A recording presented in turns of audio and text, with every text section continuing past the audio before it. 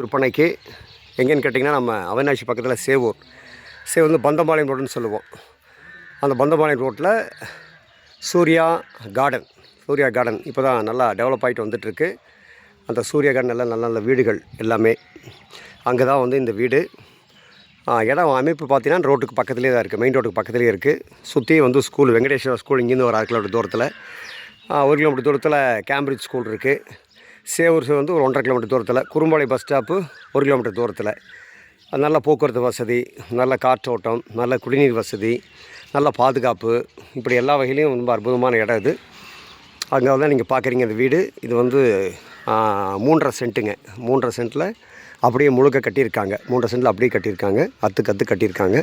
வாஸ்துவெல்லாம் பக்காவாக இருக்குது. வாஸ்து ஒன்று மேற்கு பார்த்து சைட்டு, அது ஒன்று தானே தவிர மற்றபடி அருமையாக இருக்குது. மேற்கு பார்த்து சைட்டு, வடக்கு பார்த்து கட்டியிருக்காங்க.